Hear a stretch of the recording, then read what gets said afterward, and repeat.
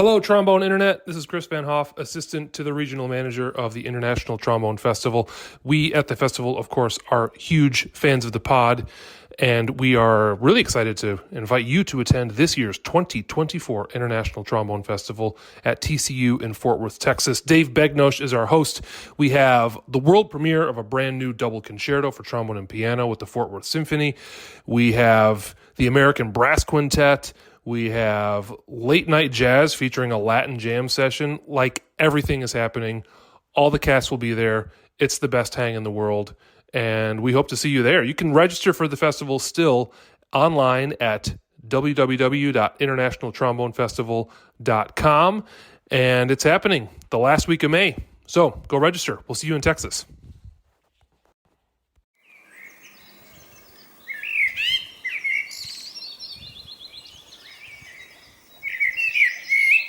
Welcome to the Trombone Retreat, podcast of the Third Coast Trombone Retreat. Today on the podcast, we hang out with Lars Karlin, principal trombone of the Danish National Symphony Orchestra. My name is Sebastian Vera, and I'm joined as always by Nick Schwartz. Salutations, Nicholas. How are you? I am doing supercalifragilisticexpialidociously. Wow, you're such a wordsmith. I turned that into a adjective? Yeah, you did. Yeah. Or was it an adverb? I guess it was an adverb. Yes, you're right. It ends in ly. We went to college. Well, some of us went to a real college. I mean, most music schools, you take like one math class and you take your one writing class, and you're like, well, good luck. You know, actually, just the other day, I recommended my favorite class at Juilliard, which was a poetry class. I really enjoyed that class. Wait, where'd you go to school? I recommended it to a student at Juilliard. Okay, let's just push on. So we have a special episode today. We talked to our first European guest, a good friend of mine, Lars Karlin, an exceptional Swedish trombonist and a fantastic person. And it was just great to talk to someone and hear their perspective of this whole 2020 and going on experience in Europe. Yeah, and also just for me, I know Lars more from his online persona. I've never met him, but seeing the videos and also hearing the transcriptions that he has written, I really enjoyed that. And I have to say that it was very exciting to hear that these arrangements that he has done are going to be available for purchase in the near future. And he tells us all about that. Absolutely. And if you haven't subscribed to the podcast, please subscribe. You can find us basically everywhere now. So, Nick, let me tell you something. Yes, sir. This episode, as many others, is brought to us by Houghton Horns. But did you know, Nicholas? I don't know. What is it? We're obviously dealing with this 2020 situation, and we've all had to figure out getting bell covers, face masks. They've done the work for you. They have the best versions of everything, plenty of stock. They have even the face masks with like slits in them so you can fit the mouthpiece in. Well, that excites me. I'll tell you one thing. I've never played with a bell cover or a mask with a slit in it, but let's put it this way. I really want to, because that means I have a gig. And if I do, I'm definitely going to go to Houghton Horns and buy one. And you'll learn pretty quickly you have a bad bell cover because it's the absolute worst. I've heard it's like really stuffy. Yeah, super stuffy. You can't articulate anything. Everything's in the wrong place. It's the worst. So go to houghtonhorns.com and buy your bell covers, your masks with slits. And hey, while you're there, buy a Shire's lead pipe. Why not? All the Shire's lead pipes you can imagine. Get a baker's dozen while you're at it. There you go. Well, enjoy the podcast. Enjoy the podcast with Lars Karlin.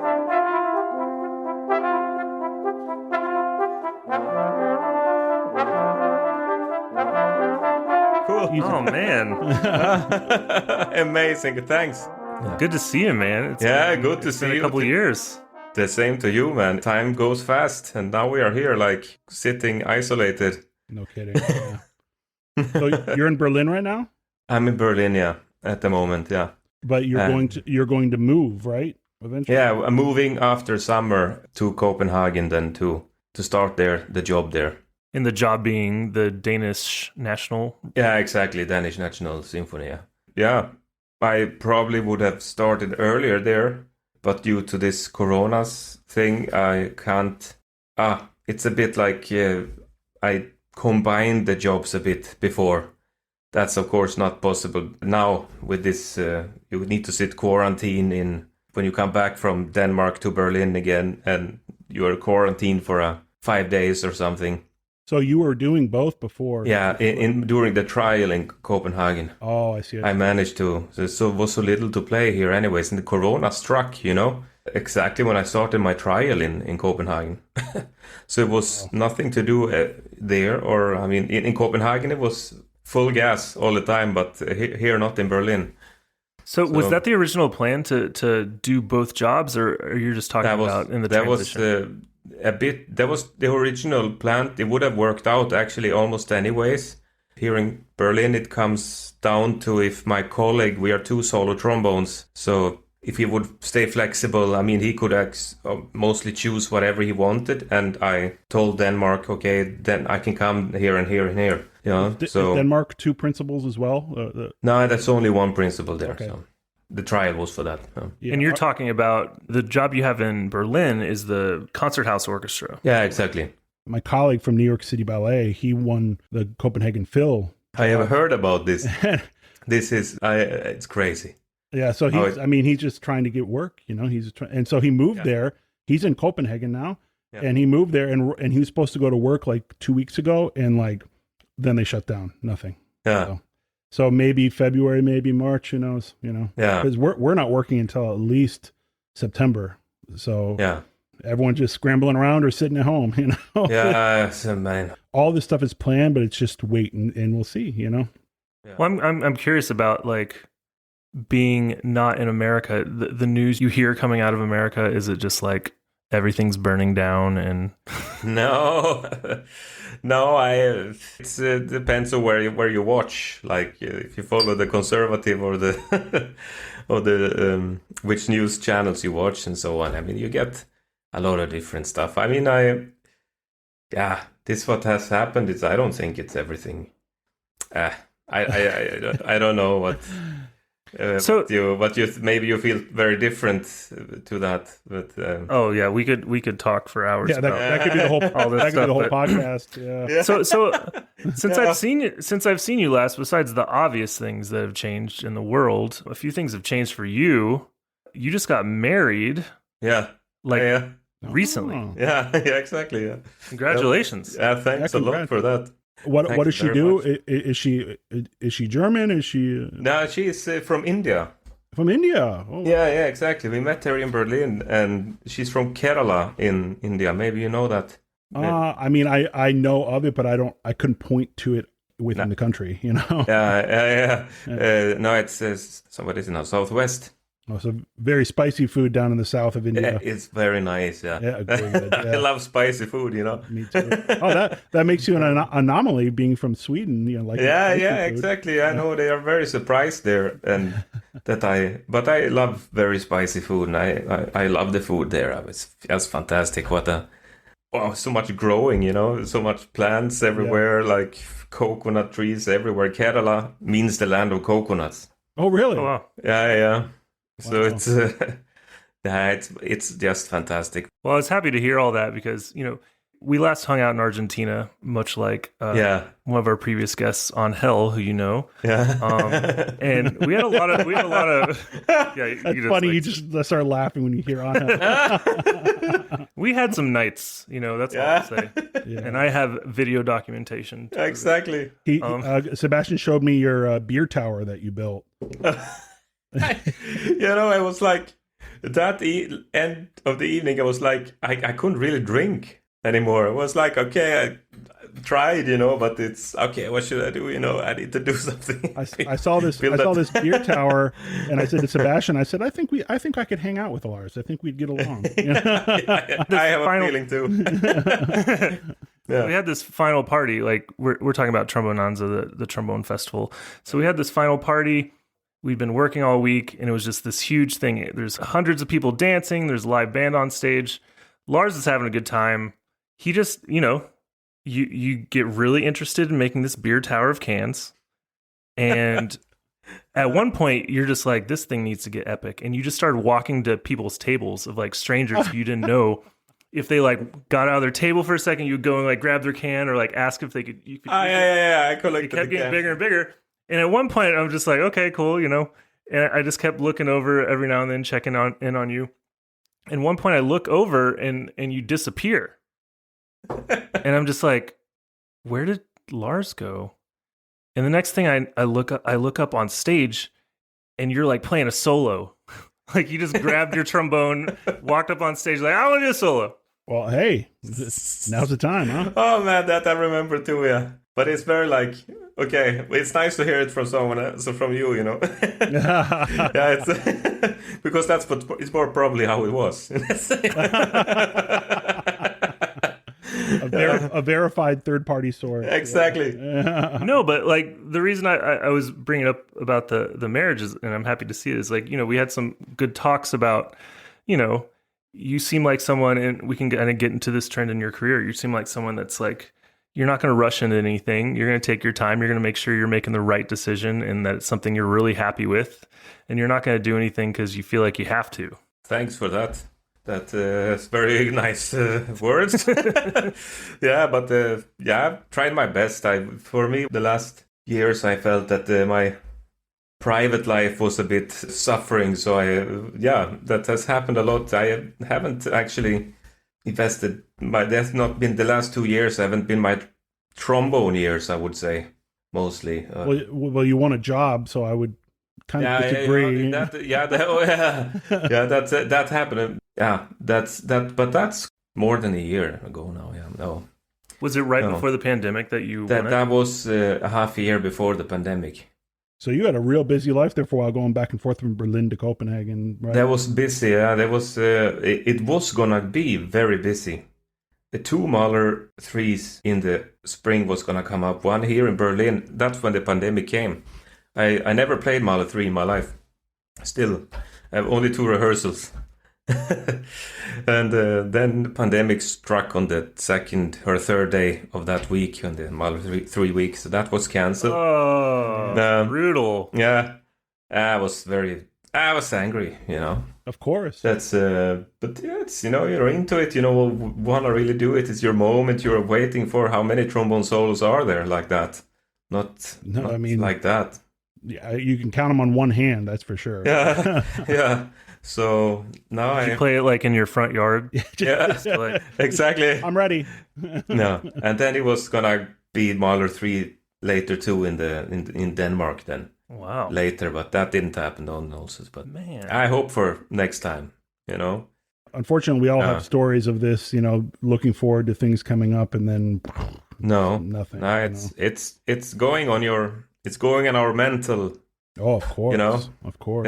Everyone, it's like you wake up and I know today I feel good, or you know, it's like it's a bit there's something missing. You know, you don't have that anything to do. It's so important to have this. It's difficult to maintain a daily plan and we don't. So how do you manage that then? Are you actively trying to find stuff to do, or like you be patient with yourself? I actually took it. I took it very easy, I must say. it was suddenly it was empty, so I was like that was just a surprise. So but I didn't rush into. I think I have been trying to set up a website of mine I'm writing all these trombone arrangements. It's a web shop that I want to get online sometime in my lifetime. But I've been doing a lot of that, but already before updating PDFs, layout, all of this. There's many products. It's 400. Wow. So there's been a lot of work, and I've been working since before the pandemic, and it's still not there. But now I set the deadline to within the next 2 months. Well, you know, I think a lot of our listeners and us as well are familiar with some of your arrangements, even if our listeners don't know that they're familiar either from some of the things you've put online, the Prokofiev. I actually reached out to you at some point about the Prokofiev. I don't know if you exactly. I'm solving it now with that. I mean, I'll be one of the first in line to get it. It's a great arrangement, but also the stuff with Trombone Unit Hanover. Some of those arrangements are yours, right? Like the pictures, yours. Yes, I just listened to that yesterday. It's fantastic. I mean, there's so much stuff like that out there that I think either people are aware of by name from you, or they've heard it and go, "Oh, that's who did the arrangement." Yeah. So I think that will be lucrative for you once you get it going. yeah, it's a bit small details. I'm not really happy with some things, and then I take time. Better that it looks very good when it goes up for when it goes online. So then it takes so much time, and that's why it has been so dead on that point. Like, people ask where is the arrangements? You can buy them like through me, like now, like this, but this will be a website sometime. Yeah, it's so hard putting something out when it's going to be like something that'll be forever. Yeah, someone prints it. Exactly. So pressure. Yeah, but I'll hurry up. Well, I mean, now's the time to do it, right? You got all the time in the world right now. Yeah. So let's take it back to, and tell me if I'm pronouncing this right, Borlänge? Yeah, Borlänge. Borlänge. Borlänge, yeah. You can say Borlänge. Borlänge. Borlänge, yeah. Mm. Okay, that's probably as close as I'm going to get. Yeah, that's great, man. That's fantastic. Where is this in Sweden, for those of us who don't know? Yeah, it's not so north. It's like 250 kilometers northwest from Stockholm. If you know Stockholm, it's on the east coast. I almost had a job in Sweden, actually, in Norrköping. Ah, yeah? Norrköping. In Norrköping, yeah. Mm-hmm. They told me I couldn't play loud enough. I was the only finalist, and they told me I couldn't play loud enough. Yeah. When was this? 2005 or something like that? 2004? Okay. Yeah, a long time ago. They're legendary. I mean, they're legends there, that trombone section. I found out later that they do indeed play very loud. Yeah, they did. I mean, now it's a bit of a different guys there, but back then, the stories are hilarious. What you heard, and I mean, great stuff. They sounded. I mean, sound today great. I mean, but that was a very good group there. What I know. So growing up, like, we talked to a lot of people and how they start in America, but we're curious, like, what age are you starting in Sweden? And there's such a history of great trombonists coming out of there. Ooh, yeah, you have this music schools. It's. I mean, that's how I started with my family. Everyone played and did music.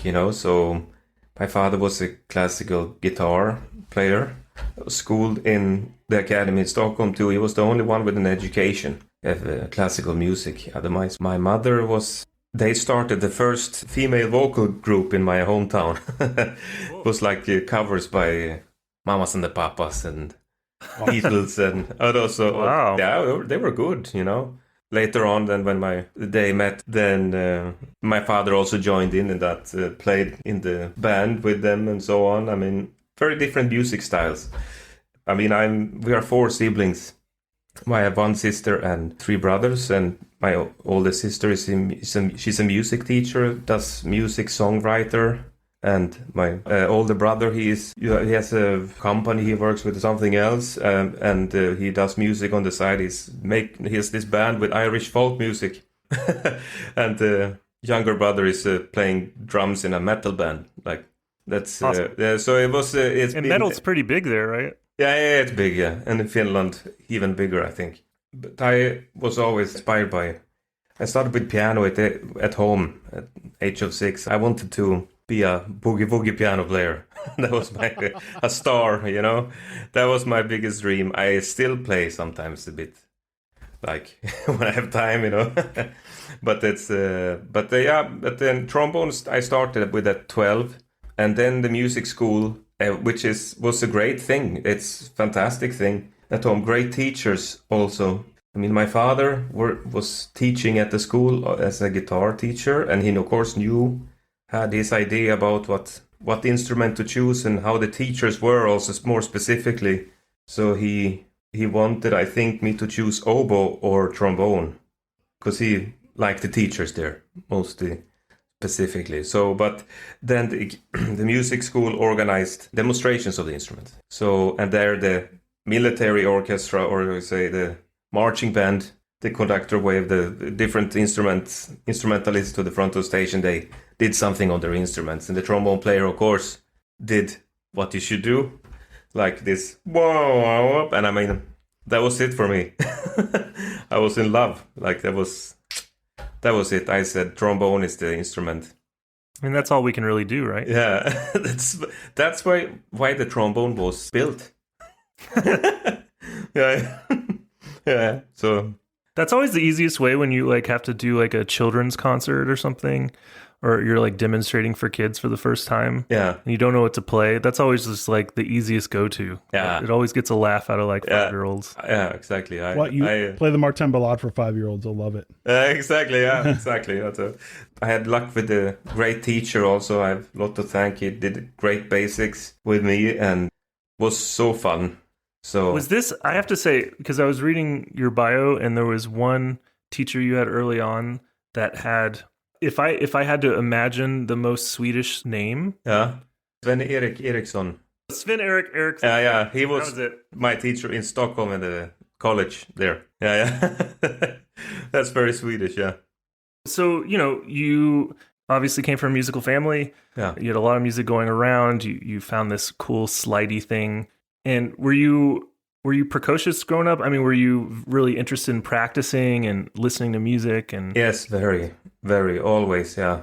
I loved it, it's, from first, what music I listened to, I listened to a lot of what my father listened to. Everyone got to listen to what our father listened to because he played his tapes in the car on the way to work, A lot of a cappella groups, Take Six. He loved Take Six. He loved the real group from Sweden also. He listened a lot to, and guitar music, Andre Segovia, John Williams, the guitar player.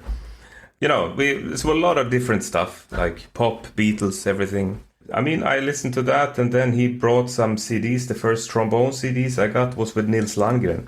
So that was my first idol, and I got to see him live in a city not very far from Borlänge. And I saw him live. I got to meet him I think I was 13 years old. I met Nils Landgren. I said hello. I was really shy. It was so cool. I have all your recordings. Yeah, exactly. Then I think at the age of 14 or something, I got my first CD with Christian Lindberg. And he played the winter trombone CD. Oh, yes. Oh, yeah. My favorite CD. Yeah. The winter movement of the Four Seasons. Yeah, they did. yeah, exactly. I had to pick up my jaw off the floor when I heard that for the first time. I remember I was driving when I first heard that. And oh, damn it. I had to pull over the car and be like, what is happening? Exactly. Yeah. Exactly. Dangerous.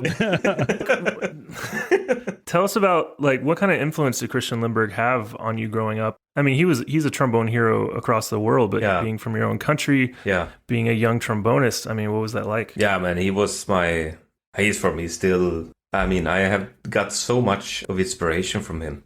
I got inspired by him a lot. I have never studied really with him or anything. I've one masterclass or something. I was very inspired by him, by listening to him, and I met him a few times. I mean, we have contact once in a while, very rare, but... You don't go visit the island? No, I've never been there. Compound? Maybe we might go sometime in the future here. We have talked a bit about it.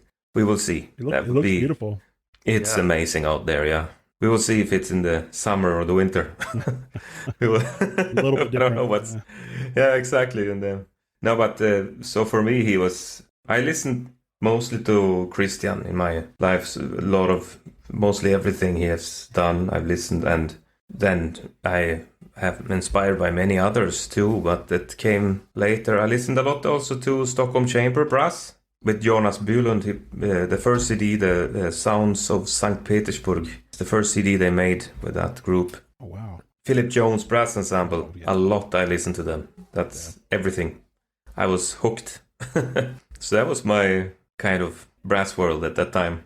So you studied in Stockholm, you said, and then you went to Germany, right? Yeah, in 2005 when you were in Norrköping. I escaped. Yeah. So what was that transition like when you moved? I'm guessing you lived in Sweden your whole life, and then suddenly you're living in another country. Did you speak German when you got there? Did you learn it once you got on the ground? Or I was terrible with the language. Definitely not, and they didn't have any real test either that I needed to do. So I kind of slipped in a time when you could just slip in kind of without doing any German. I'm imagining like it being the same like amount of Spanish you and I are both trying to speak in Argentina. Yeah, exactly. Like when you were first in Germany. You're a profi. Yeah, my wife studied. She's from Serbia, and she studied in Austria, and she told me the same thing about in Graz. It was like there's no real language requirements. She spoke German, but there'd be all the Greek people hanging out with the Greek people, and all the people from China were hanging out with the people from China, because a lot of them just wouldn't really immerse themselves in the language until they were there for a while, Yeah.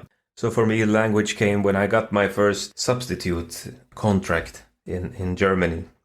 And where was that? The language. And that was in the Deutsche Oper Berlin, in German opera in Berlin. The West Orchestra. That was on the West during the wall time and all that. Oh. That was a pretty significant audition for you, right? Yeah. That was it was my first real contract in a orchestra, and that was a special time. I mean, after the first year in Berlin, I won an audition in the Hanover State Opera. And that was kind of substitute year with the possibility to permanent contract. But it ended there with that year. I passed the trial, but it was also so that the guy that was there, he had a trial in another orchestra. And it all looked good and so on.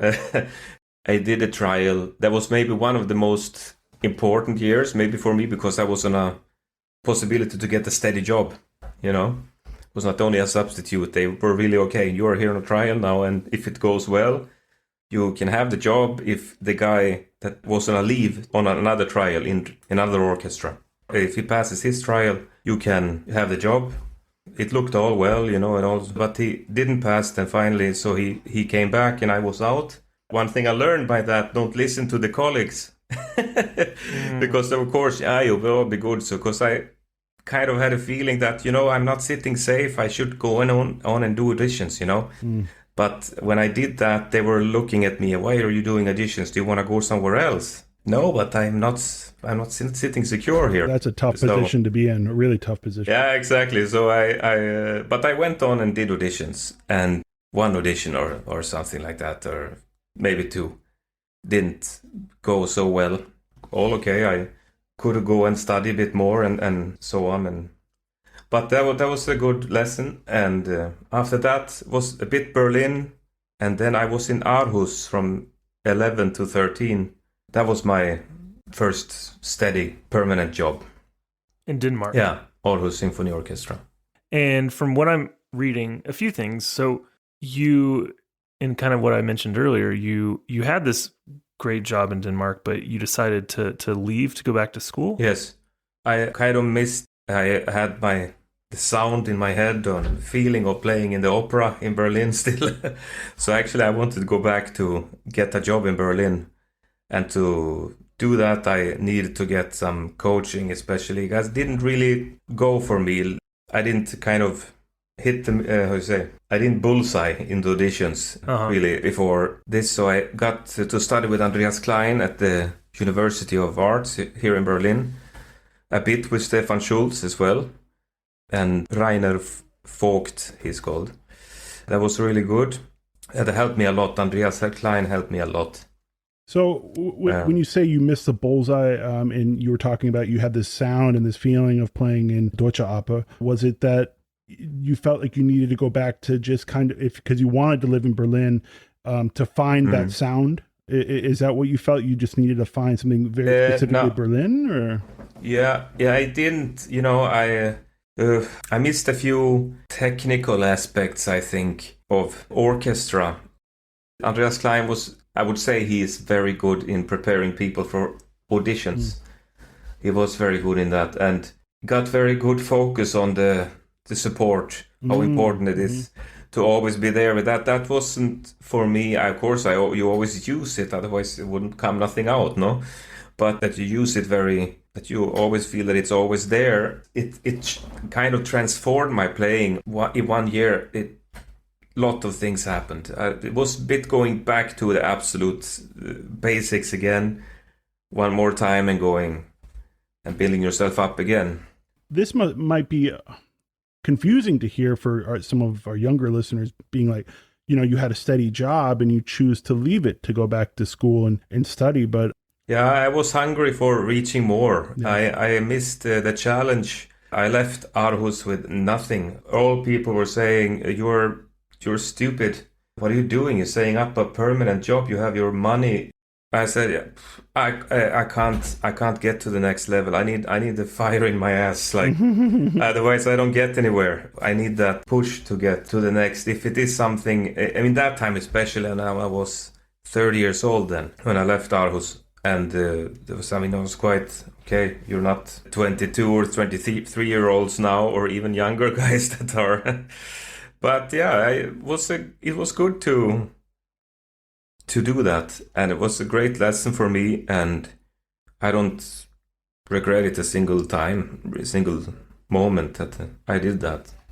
Yeah, it's a major risk you took, but it really paid off. Yeah. As artists, we live on such fragile footing so often, especially now that we're experiencing that, we're always searching for this little sense of permanence, and you finally get it. And it's so scary to think about just leaving it. And it's so brave of you to do that. I'd love to talk about auditions a little bit there. And, you went back to Germany, where we know that per capita has more orchestras than anywhere. Like every city has an orchestra. I mean, Berlin, how many orchestras are in Berlin? Oof. I know the 7 big orchestras, full symphony orchestras that I know. 7? Yeah.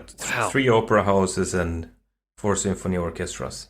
Yeah. Are auditions happening all the time? There were a lot going on for a while. It's always been a bit okay. Once, I don't know, I managed for a while actually to go. I think I did in 1 year. I must have done at least 15 auditions. But it was not only in Germany. 15? Yeah. Wow. I had done a lot of auditions, failed a lot. Well, but haven't we also all? paid off sometime. I heard a story about, and I'd be curious if you'd be comfortable telling your story about your first audition for the opera and some unique adversity you had right before it. Yeah, exactly. Yeah, for the opera in Berlin, that was my 10th audition, I think. Oh, okay. So I first job. Yeah, exactly. And I remember, I can tell the first audition was in Sweden, in their Swedish radio. But I did that audition, and I think I choked all the way through. I was like that, and it's like black, I didn't even remember anything either. I remember something like something like that, and then it's not much more there. First round I did, and it was like that was over. In the David Concerto was the first round, and some excerpts, I guess, and a screen which I never had experienced before either. It was the first audition. You come in as a screen or whatever. Where's the audience? Yeah. Would you say the David is the first round at the majority of auditions in Europe? I have never played another piece in a first round, ever. I did 8 auditions in my life, I think. So around how many? 80. 80. Wow. Oh. So I failed. When I say I fail a lot, I did. Yeah. But that's what they say as a musician. If you're successful in like more than like 3%, you're like, but I learned a lot too. We fail upwards, Exactly. Oh, that's true. But anyways, then somewhere there after that audition, I went to Germany, and after a while it kind of loosened up for me. It took quite a while. I kind of resetted my whole playing when I came to Jonas. I forgot about focusing, as I learned before a bit, or got into a lot, focusing on embouchure and how it should feel, where the tongue should be placed. That was what I've learned before. I achieved some kind of level, of course, before with the Stockholm studies and so. But first with Jonas, I said after a while, there was some things he wasn't happy with, and we tried to find what's going on here. And I'm focusing on embouchure. It doesn't feel good here, and I was like, he said, forget that all. Listen how it sounds, and just take one tone and blow air and don't think of embouchure and see what happens, he said, kind of. And then it was a low note. So there I started from scratch again I played long notes. I couldn't play over a middle F for a year. Wow. Really? Yeah. But so from there I started. I did from scratch again. That was a very good thing to have done. To see. This was after leaving your full-time job? No, this was long before I got the. Oh. This was 2 years before I got my first Berlin job. But after 2 years after that, it started to go really well. I practiced one of my most, I think, creative periods practicing wise in my life. It was me and the Chinese piano players every morning at 7 in the, at school, so they were serious, so I tried to hang with them, That paid off, and then I did audition in Malmö Opera. Then I went to the second round for first time. And it felt good, I felt like, I realized like, I'm running my lane here, it's going fine, and I just enjoyed, and they even made some positive comments afterwards. Yeah, played good, well playing, keep on. So I was in a good flow, and I continued to, I felt I moved forward. So it came on audition. It was a small orchestra in Gelsenkirchen here in Germany, and then I won the job there. It's a C orchestra or something, a B orchestra, I'm not sure. And short after that was this Berlin job coming up. And then my father passed away the day before the Berlin job. So that's 12 years ago now.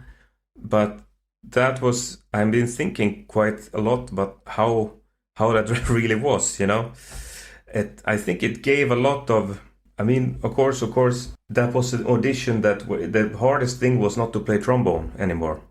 I was low on energy, but it was easy to play trombone, and I knew my father that he would have never wanted me to not do the audition. Of course not. You need to do the audition. It's important for you, come on. So of course I knew that. It was just to do the audition, and I really wanted also to do it. So, and then it took away so much of unnecessary nervous, Absolutely. and that was, in some ways, I think that was the best audition in my life, in a way, because I learned also that it was just a lot of spiritual energy there for me. Mm-hmm. I imagine after experiencing something like so real and so like emotionally powerful that you feel really connected to your feelings in a moment like that. Yeah. And going into a music making situation, an audition, you're just so connected with what you're expressing. Exactly. And I was just like thinking also about what I understood that after also that was possible. So why shouldn't so many more things be possible to do, so much more harder things in life than to play trombone. Yeah. It sounds like, but then you go back to it later also. Look, I'm totally nervous when I go for auditions, can be, and I think it gave something to also for now. Wow, that's crazy. That's unbelievable. Yeah. Maybe we could talk a little bit about the specific differences with auditions, because we have a lot of young aspiring trombonists listening to this that, in America, a typical audition is, if you get invited or if you do a tape round, you show up. We always pretty much start with excerpts. There'll be multiple rounds. Maybe you'll play a solo later on, especially if it's a principal position. You might play with a section. And I'm curious about if you could talk about the differences with a typical European audition. Yeah. Okay. So, I can just imagine how like what the competition is over there. Like, here also not everyone gets invited in Germany, at least. For example, being here also in an orchestra, I've also seen how people think when they invite, and I love to invite as many as possible because I love that people get the chance and the possibility to play. Let's say for like an audition like Deutsche Oper. Like how many people, just guessing, how many people would be invited to an audition like that size? Now, for example, here in the Concerthaus Orchestra here, they had started with these pre-auditions where they invite everyone, or at least mostly everyone. Okay, so that was maybe around 40 people on the pre-audition, but no more than that really. Mm-hmm. 40 or 50 maybe. And then on the main audition, I think it was much less than, 6. Oh, wow. Yeah. Wow. For example. I mean, I know I took 4 auditions in Europe. I took one in Sweden, one in Denmark, one in Spain, and one in Finland. And I found the process to be very, very different. Actually, you know, I find myself when I've done it now lately, or those times I've been auditioning in Scandinavia, I find that much more relaxed. In Scandinavia. Yeah. So that's just been, you get time. They put in a bit more things to play. You get time. I think if you play your David concerto in the first round, and I think a bit excerpts even. Whether in Germany it's in first round, it's like a bit of the first movement, David concerto, and a bit of cadenza and a bit of second movement, and then it's over, like 5 minutes. Yeah. And then second round, bit excerpts, and if there is a third round, you play a bit more. I found it they take a bit more time. It's just a feeling I had. Did you feel with the New York audition, it was because you have only taken auditions in Europe except for that one? Did it feel strange starting? I imagine it started with something like Tuba Mirum or something like this, right? Yeah, it was strange. Yeah, because I felt the opposite. I mean, when I came to Europe. It's so strange to start with the concerto. Yeah. No, that's great. You know, it's. I think it's very accurate. Rhythm, timing, and intonation, keeping tempo, no kind of unexpected things. That's kind of what I, not that that's anything bad or anything, but that's the kind of what bit hints I got after the New York audition, which it's good, and I was prepared for it too. I knew that it was kind of in that way. More, if you understand what strict, I mean, I think. More strict with what's on the page. Yeah, exactly. So when, for example, in the Concerthaus here, I did the audition, then they listen a lot to, does he say anything? Mm-hmm. Yeah. And many times, does he speak? Do I feel anything when he plays? Many times, actually, that has been amazing. People that play everything, but no, it's not a solo player. They say, and that's why it must be nice to hear a solo first. Yeah, exactly. Really searching for those things. Yeah, they focus a bit more on the solo concerto here, I guess, than and this of course you can see the good and the positive aspects of and the negative aspects of, and sometimes it's coloring the orchestra a bit too. Yeah, those kind of stuff. I think both ways have their pros and cons, you know. Exactly. I mean, there's no definitely. right way to do this, like, you know, or else we'd all be doing it that way if it was the one. Exactly. Right way so I love to learn as much as I can from. I mean, I have been too little in America and so on, and it's just been. But I have, I've listened and to how people play coming from there or studying there, and I just try to take a bit for as much as I can of everything else, everything. So as much as possible. Going forward, we get out of the pandemic. Everyone has their vaccine. We're all happy and everything. So, is your plan to go up to Copenhagen and live there, or are you going to try to keep doing both? I have left in my resignation here now, so yes, it's going until the summer. I'm working here in Berlin, and then I'm gonna start in Copenhagen. That's the plan. So how do you feel about that? I feel fantastic about that. Yeah, I'm really happy for going there, and I'm really looking forward to it. Really, seriously, I put some nice moments there in the orchestra. So it was really happy to get this opportunity to play with them. That's fantastic. And for fun guys also in the section. I think it's so important also that the people sitting next to you are so relaxed people. Who's the music director? Is it Alan Gilbert? No, it's Fabio Luisi. Fabio Luisi. No. Oh wow. Yeah. Okay. Yeah. So you talked earlier about that you weren't so great about studying. Now you have to learn Danish. I mean, I know you already lived in Aarhus. Exactly. But so I don't know really how close is Danish to Swedish? Is it like Italian and Spanish, or is it further apart or close? Oof. For people in the south of Sweden, there was Denmark before. Okay. So they understand a slightly bit better the Danish. It's like a German language is very clear. Mm-hmm. Yeah, you heard exactly what the pronunciation is. We hear the start of the word, the ending of the word. That's a total different in Denmark. Okay. So, so it's like everything. Bit, yeah, when you as an outsider, you would you know. So that's the challenge for me too a bit. But you know, I understand very much what they say. It's so much the same group of languages, but it's different. Yeah. Yeah, of course. It's not as bad for me as for my wife going Right. for learning it as from India, you know, learning.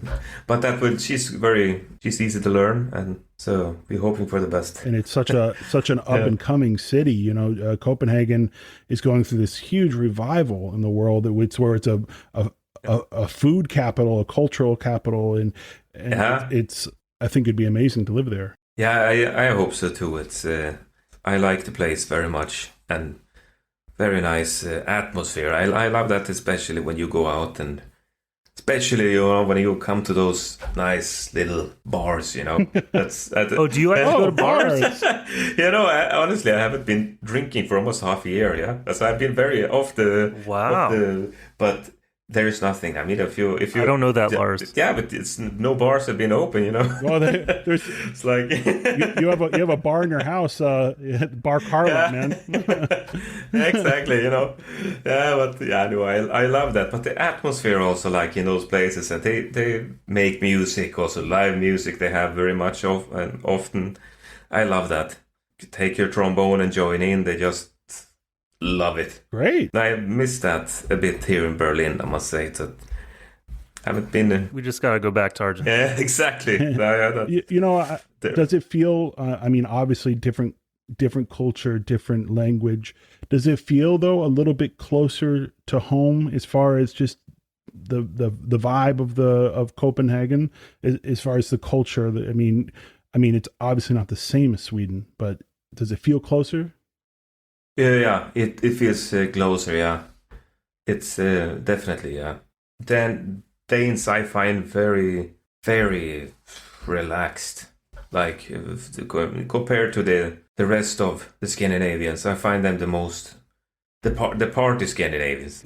A bit, if I would. That's always the kind of picture I have, and I had met fantastic people in Aarhus also. It was... What an atmosphere it was in the orchestra. It was such a great bunch of great people. Who do you think can hold their alcohol better, Germans or Scandinavians? Scandinavians. Oh, probably Scandinavians would drink more. Well, you also have... But the question is if they're holding it better. But they will for sure go a bit further than the German. Well, you're going to have to drink some aquavit. Yeah, exactly. Yeah. Exactly. Yeah. It's a bit different there.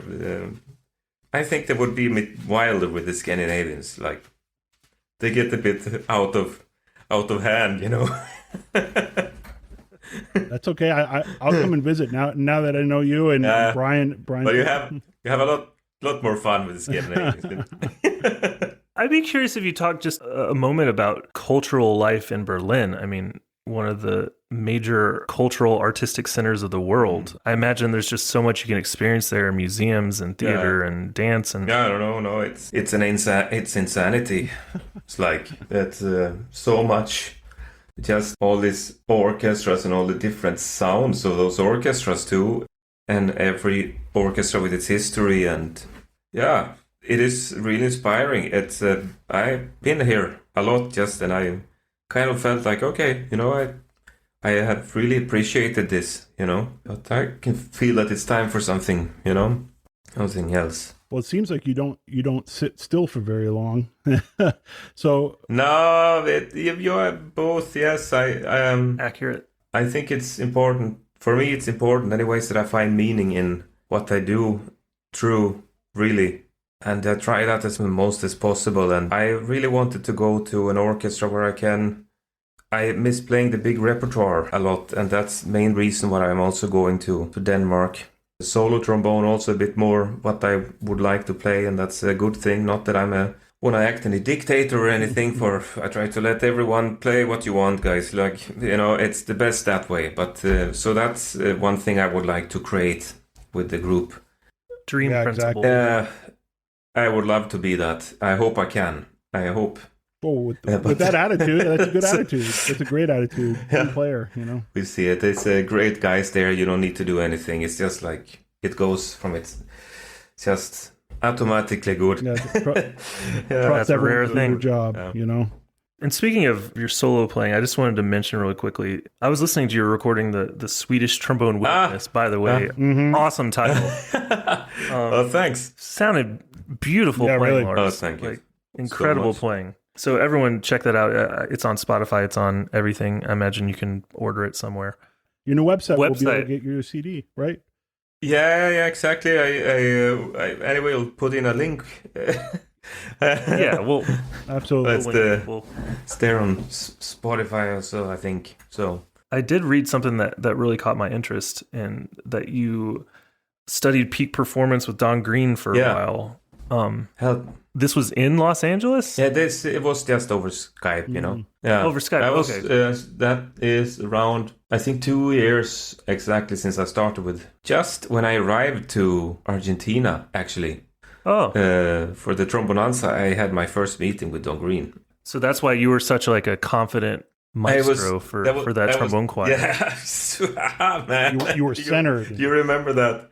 Do you remember that first time I was conducting? That was there, yeah. I was just as nervous trying to play that damn piece, that Cogent Caprice. He was playing fantastically. He had his piece, he knows, like, but it was Capriccio, what was it called? Cogent Caprice, the Tom Peterson. Exactly. And I needed to conduct that, And I mean, okay, I know 1, 2, 3, 4, 1, 2, 3, kind of. 1, 2, 3. You're hired. You got the yeah, exactly. But more than that, okay, how do I do a fermata? No, I mean, it was fine. But sometimes I felt a bit bad for you, like Sebastian. That you needed to play that piece. Probably it would have been even easier without me. Honestly.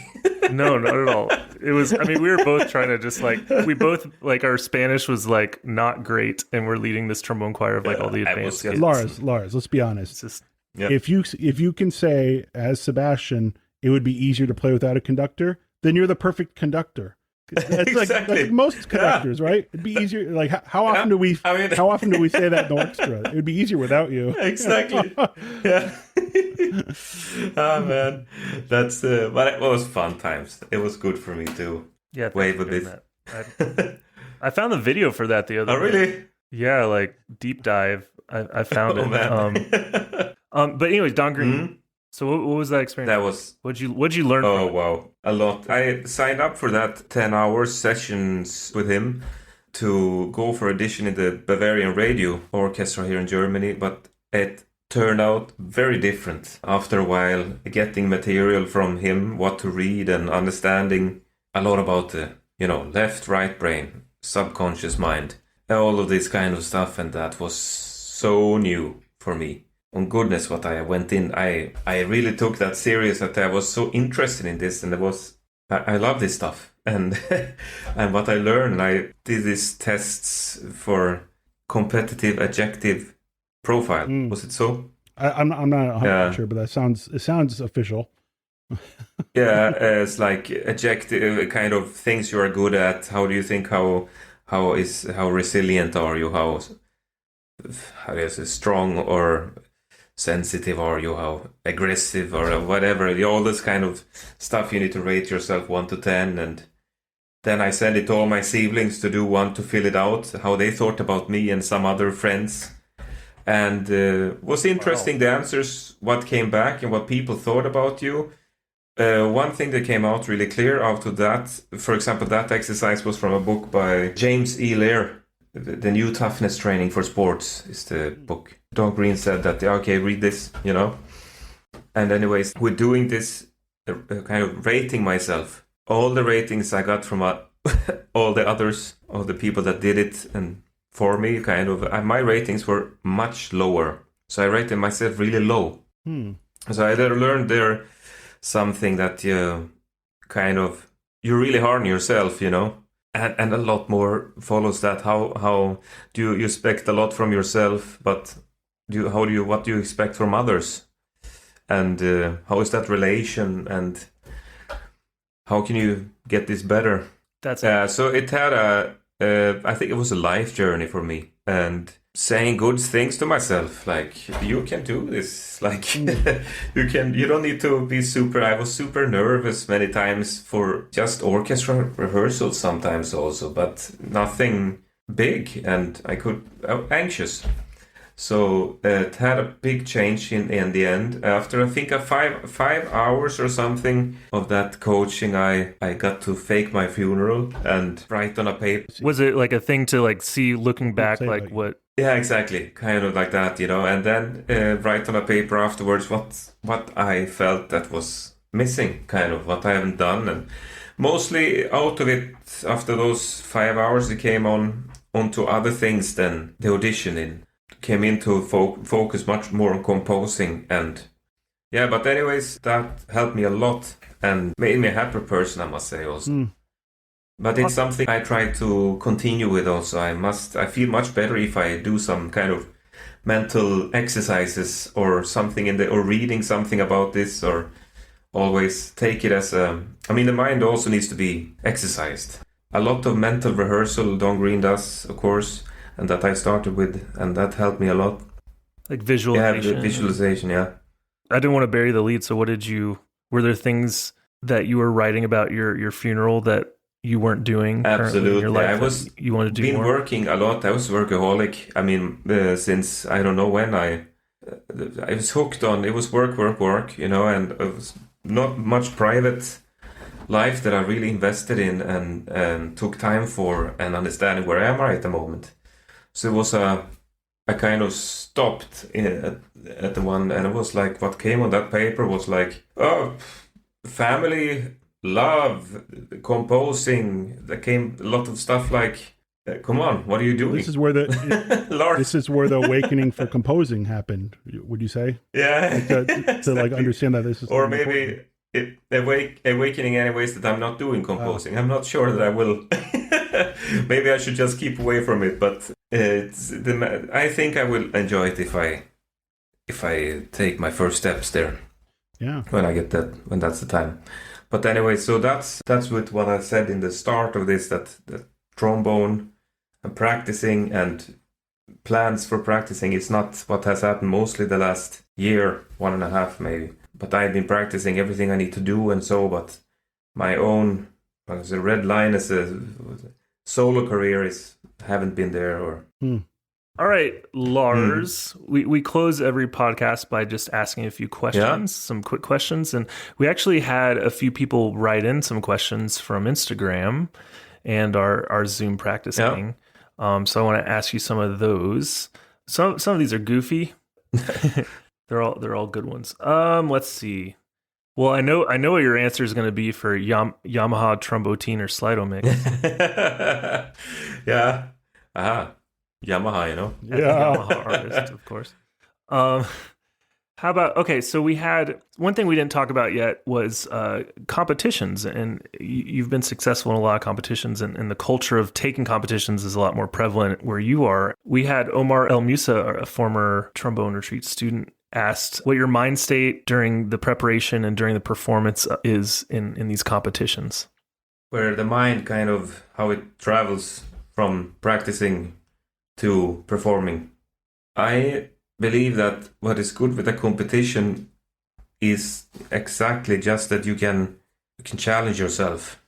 It's a great opportunity to get this goal that is big. I have actually very difficult with practicing really concentrated, and that I feel that it's like a force pulling you forward. That is to have a goal. It's helping you. It's so much easier. You feel that, and the closer it gets to it, or something happens on the way, maybe 6 months before is too far away to really feel the intent. Urgency. Yeah, exactly, urgency. But there when it comes to 3 months before and something. Yeah, now then it happens a lot of interesting things with your mind, and you get very alert, and that's good thing. So I think it's important to do some. For me, competitions were very good. It was a lot of pieces to prepare, and with the competitions, that was most important for me when I did them. And when I came to the competition, I know that I'm running my own lane, you know. I'm not competing against anyone else. I'm here and I realized that quite fast, that it's just the best it goes when I absolutely love this. Now, it was nothing about winning, wasn't there. I wanted to win. Of course, I wanted to win, but that was very far away. It was always very far away. When I won, it was like, okay, it's like it was. But it was the trip was so fun. So why is that over? There was much more. Cool. That was a great answer. Another question. We already talked about a lot of trombonists that inspired you. But from Jan, name a musician and non-musician that you're inspired by. Whew. That's a good one. Yeah, right. I mean, I'm a real Jordan Peterson fan. I am. All right. Very much so. Other people that inspire me. Singers. A lot of them. Fritz Wunderlich. Jussi Björling. He is from Borlänge. Oh, yeah? There you go. Yeah, he was. No one knows that, but yeah. Perlman and guitar players. Oof. No, I like a lot. I follow a lot like these philosopher discussions also in Swedish. In Sweden, it's for me very interesting, and that philosophic basic values and stuff. Cool. Well, you're a trombonist. You're not supposed to have any morals. Yeah. I don't have any.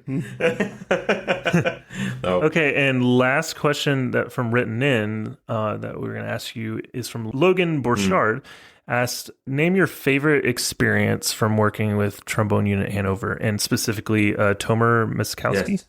Of course, the best thing with them, I was just a great bunch of people and trombone players. We had to have a lot of fun. With Tomer, we grew very close in a way. Since we both studied also with the same teacher here in Berlin, Andreas Klein, we kind of connected also. We just loved to play, together. We played a lot of duets, and then we say, well, why don't do a project together, And then we did this trio, a lot of trio concerts we did in Germany after this competition that I just spoke about before. And then after that, we just continued doing projects together. I think also, otherwise, the best memory with the trombone unit was, we started 2007 or 2008, and like students in the Hanover Academy, but messy rehearsals that was sometimes. Who is taking the leader role, and when should you be silent, when should you, it was time, but we found ourselves and we did some competitions together and so on. One concert especially, that was most important for me, when I felt that we did something else than play trombone. We came out and we reached with the music, the audience in a stronger way. It's like it was rocking, So it's not like, we were so, that was so new with the 8 trombones playing without a conductor or without the coach. We needed to find ourselves. It was not so easy in the start, and to all those pieces, the Bourgeois, the Osteoblast, and the Scherzo Funebre, and those pieces were hard to, just to get together. Timing, ritardando, how much dynamics, and when we started to get out of that and could be able to be very free in the music, that's when I really liked to be there. That was great. And that kind of leads to the next question. Okay, so name your favorite piece to play. It could be, you could do solo piece and like piece you played in the opera or in an orchestra. Okay. Oh wow, yeah. Wow, what a difficult thing. That's hard, but I mean, it's also there. I couldn't really say. I love some trombone pieces really, really much, and actually, I love the David Concerto. When you play it completely through, that's one great concerto to play on a concert. Interesting. Wow. It is an amazing piece, really. It's just it's simple in a way, but it has power when you, especially if you have a great orchestra behind you. Or I did some arrangement for 8 trombones also. I did that a few times. That was even better. That was fun. 8 trombones behind you, and you play the solo part. It's fun. See, we could have done that in Argentina instead of trying to get through coaching. Yeah, exactly. Otherwise, when it comes to orchestra music, I would say it would be something from the opera, Yeah. or a Mahler symphony, or some moments from Mahler symphonies, or Wagner, Lohengrin. Something so much from Wagner. I mean, it's The end of Valkyrie. Oh, yeah, so beautiful. and the trombones are still playing. It's so beautiful. Man. The end of Valkyrie is so good. It's amazing. So one thing I like to ask all of our guests is, what is one thing that you would say to people, to musicians aspiring to get better at the trombone, that they could do more of? I had a lesson one time in Japan. Gave one lesson to one guy. For him, it was a bit of a revolution, which it would maybe have been for every person here in Europe or in US. But I asked him, so he played, I think, David Concerto in the lesson, and I asked, is this how you want to play? And he was, did the teacher just ask that question, or did I hear wrong? That gave him a lot. So we were spinning on that a bit, and I tried to get him to play a bit. If you could play exactly as you wanted for one time, no one tells you that is forbidden, that's forbidden. Everything is allowed. Do everything you want. It was a totally different player after 5-10 minutes. So that was good for him then. And on others, I would perhaps say that structure, maybe. Or it would be important for that start every morning in the same time with your trombone. Or that would be for others. That for me, when I was young, I would have needed that more too. I mean, both of those things. I mean, I think that just spinning off of that really quickly, I think, a lot of players I find never take the time to think about, well, why am I playing this? And what do I want to say with this? Yeah. And I think you said it might not be the same in Europe or in America, but I think that's universal. I think a lot of people have trouble with that. Yeah. No, you are. That moment was just in Japan very, very extreme for me, because that changes life, kind of, he said after. That is not normally like that. So, but I was very happy for that, but that wasn't, I didn't feel really didn't do much, honestly. But yeah, you are right. The deepness and going into, why am I here? Yeah. Mm-hmm. Sounds like you allowed him. You just all you did was I allow you to do what you want. Exactly. And because it's so much to this teachers that say that this is how it needs to be. That is it must be so. Why? I mean, okay, if it must be so, how important am I then? It's like you are non-important. You are one in the system. You need to do that job. Okay, that's maybe true, but when it comes to for an excerpt, you need to kind of deliver an excerpt. Also, need to play the notes, but there is something so valuable in each person that you must be able to. If you get that out, that's when the real strength comes in a person, I think.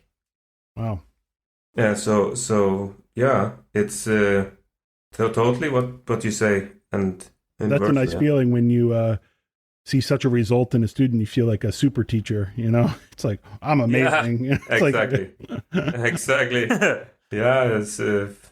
I mean, it's rewarding though. Rewarding. I mean, to teach and see when it goes well. Yeah. For the, I mean, I maybe the most rewarding thing ever. Awesome. Yeah, sometimes being a great teacher is just about like unlocking them and getting out of the way. Yeah, Already exactly. in there. Thing. Yeah, Yep. they Get out can of the way. like you do, and if it's the student is serious and really wants you notice directly, you can just do that all the time, kind of. And they will do everything. Yeah, if only it was that easy all the time, you know. Yeah, I am. Well, man, like it's been awesome hanging out with you and good to see you again. Yeah. I'm glad we found an excuse to hang out, and we definitely, Nick and I both want to visit Oh, come Germany here again or come to soon, so- Copenhagen and just call when you Oh yeah. right. Come, you know. I show you the best bars okay. of the all right. city. I remember bars. Yeah, I haven't been to a bar in 10 months, so. I didn't even get any IKEA jokes in or like Swedish meatball jokes. Yeah, exactly. Yeah, it's no jokes. It's Swedish meatballs and no jokes. You know? Oh. Especially Oh, yeah, that's no joke. They're really good in IKEA, right? Like, do they stack up? In which IKEA you are? Yeah? I went one time in Berlin here to IKEA and ate that meatballs. I was, oh my god, it cannot be true. It's like that was the worst thing I ever. That was not good, but that shouldn't be like that, you know. So that's probably I was unlucky there.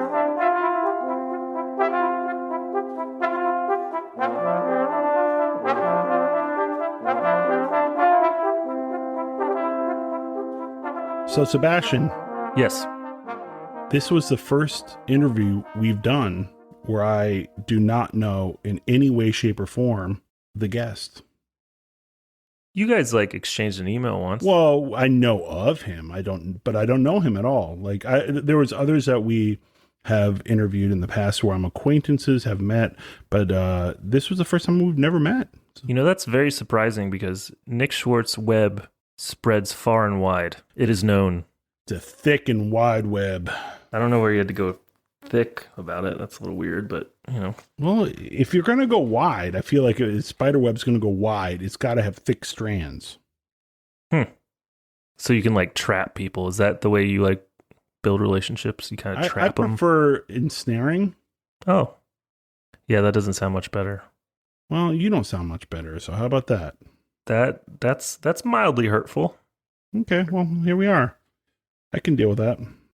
But you know, when you have friends in your life where like you're a good friend, Lars is a friend, and you know these two people have never met, but you know they would really get along.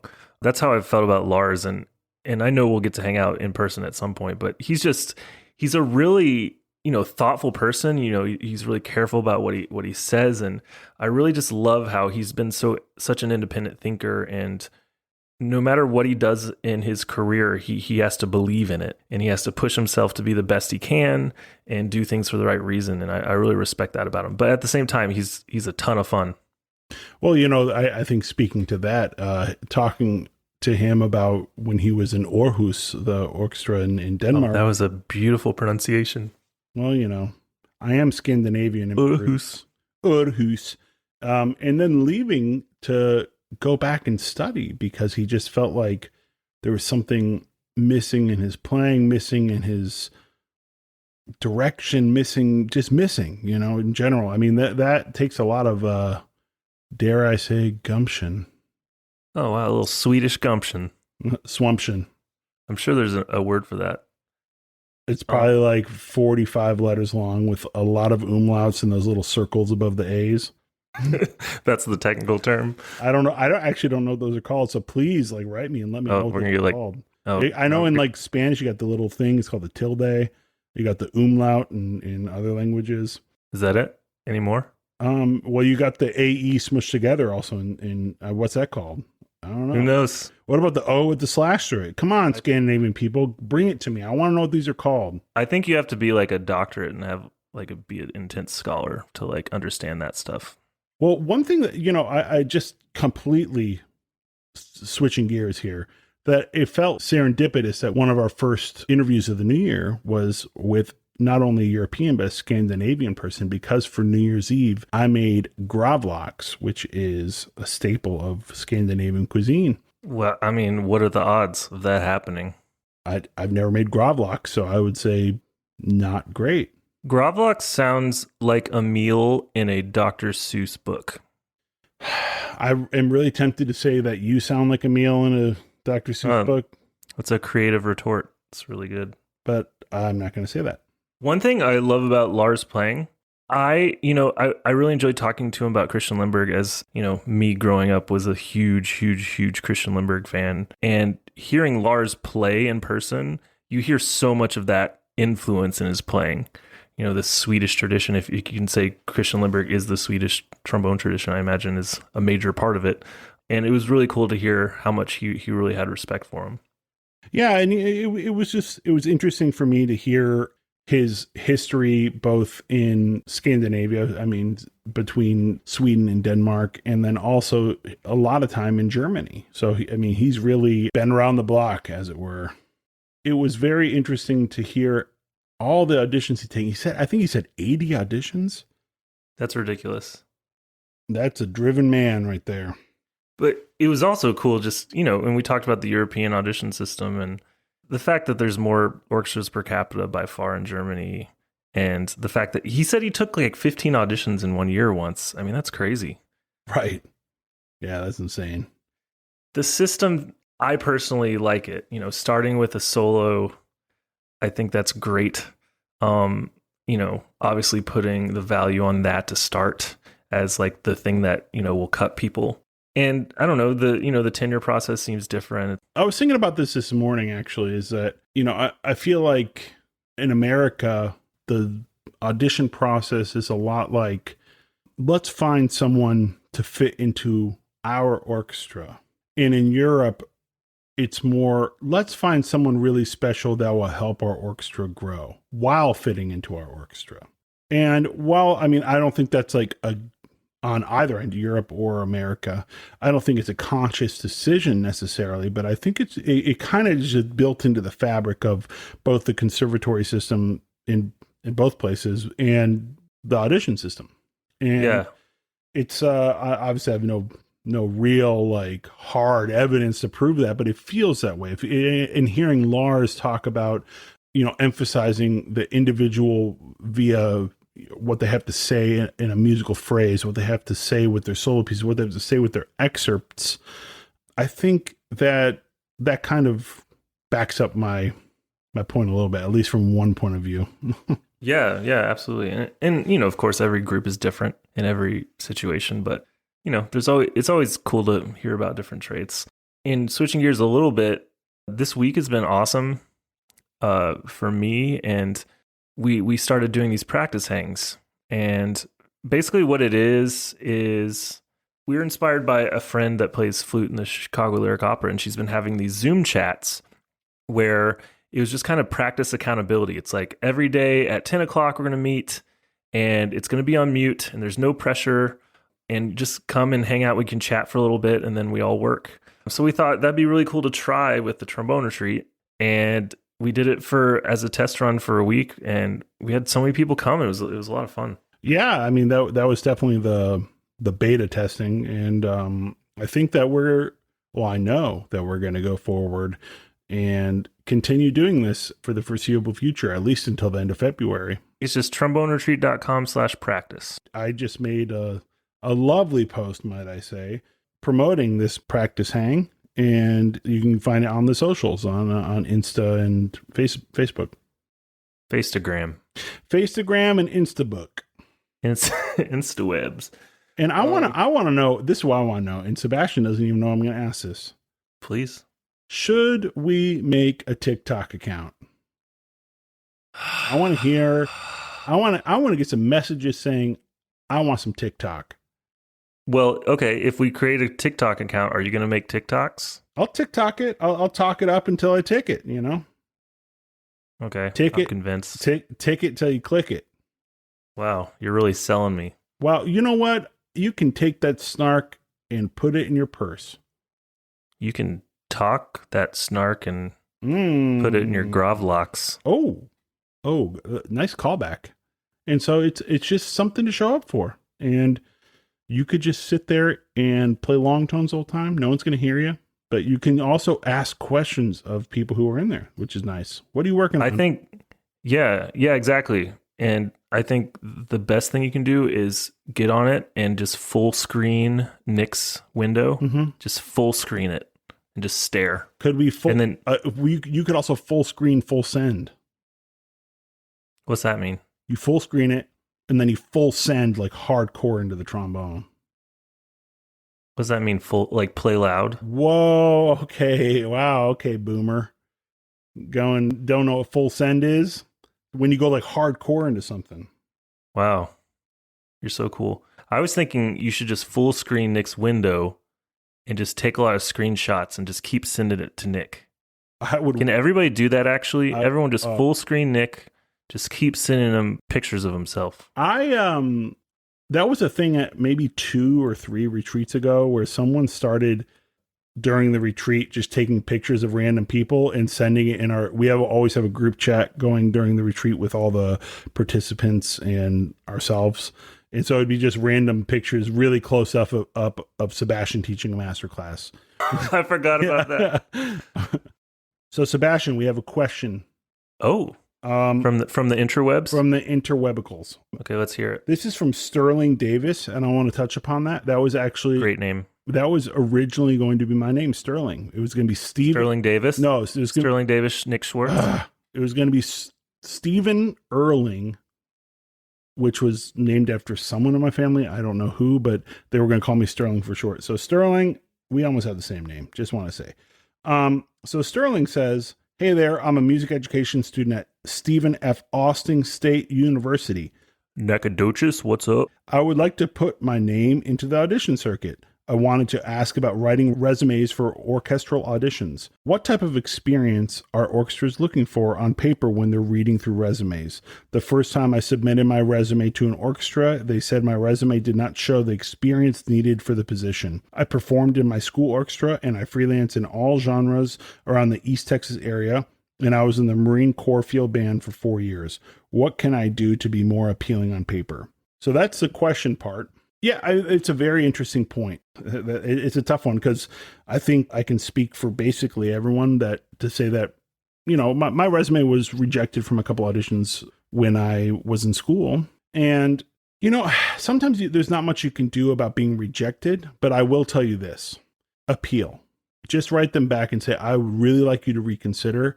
And a lot of times, I can't speak for every orchestra, but I can speak for my own, there is kind of a appeals process. And in our orchestra, for example, it's that you have to come back with a letter of recommendation from 2 people in the field. So that's, I've found personally in other orchestras where I have been rejected, if I just appealed, that was enough. Just showing the interest and like really following through, because it's really simple to send your resume, but to really show like, no, I'm interested in this job. I think that a lot of times that's more than enough, and they'll say, okay, come on, you can come to the audition. So that's my first point. I mean, because there's not much you can do about the rejection part, and you can't do much about the experience that you do have. And it's a catch-22 in the field, that, oh, you need experience to get this job. And it's like, well, I need a job to get experience. Right. It's like the classic issue with the SAG card. Like actors can't get a SAG card unless you've actually acted in a SAG job. Yeah. And you can't get a SAG job without a SAG card. Exactly. Yeah. A lot of it is formatting, getting down to the resume itself. Make sure that it looks nice and it reads well and it has the most pertinent information on there. The higher up professional things you do go on the top of the list, and it pushes off the bottom of the list. So it constantly is replenishing with newer and better things. So as you get experience, update your resume so that it looks a little bit both more current. You want current information there, not stuff from the 1980s. Not saying you do, but this has happened. I've seen this in resumes. Yeah. So basically, every group's different. Some organizations will want to hear every resume and they'll accept everyone. It all depends. Sometimes they don't have time. They don't have the resources to hear everybody. The thing is, say yes to everything at this age. Everything can grow your career and add to your resume. Before you send out your resume, have multiple people look at it. There's a million resources online. Nick said great things about, you want all the relevant information. I don't need to see resumes with your GPA on it. I don't need to know that you made Texas All-State, even though that's a great accomplishment. But when you're applying to a professional organization, that's not really relevant. So, keep it to a page. And, early on in your career, as you build, you might get rejected sometimes, and you can do things with the appeals process. But first thing is just make it look good. Don't misspell things. You'd be surprised. Make it very easy to read. And let's just put this out in the world. Principal trombone is Principal. Oh no. Have you seen it spelled wrong? Some people use principal like the principle of the matter with the E at the end, Right. I've seen that multiple times. And oh my gosh. So I hope that helps, Sterling. If you have any more questions, please reach out to us. We can help in any way that we will or can or won't or do. Can I? If you enjoyed the podcast, please consider leaving us a rating and review on iTunes. If you want to leave a question or topic you'd like us to discuss, we'll answer it on the podcast. Follow us at Trombone Retreat on Facebook, Instagram, and Twitter, and our website, tromboneretreat.com, where you can also join our mailing list. Also, please feel free to shoot us an email at tromboneretreat@gmail.com, as we love hearing from you. On Instagram, follow Nick at basstrombone444 and myself at js.vera. So, keeping with retreat tradition, happy birthday coming up, Sebastian. Oh, thanks. I think some people might be distracted by I think there's some like inauguration happening that day. There's something in the news about it. To me, it's always Sebastian Vera's birthday. Well, it's going to be a very, happy day for me. And it's weird, but everyone's had weird birthdays this year. So yep. I appreciate it, brother. And while I wish I was with you, I remember one time going to a German beer hall and buying you beer on your birthday. Oh man, how fun would that be? I would take having a quarter pounder with cheese in a restaurant right now, as I would do anything. I think that's possible, isn't it? Not in Michigan. Oh really? Okay. Okay. Well, as always, quarter pounder and cheese yourself. Wait, that's not it. Big Mac yourself. Gravlax yourself. Swedish meatballs yourself. Treat yourself. Treat balls yourself. Retreat yourself. Yourself. Treat it.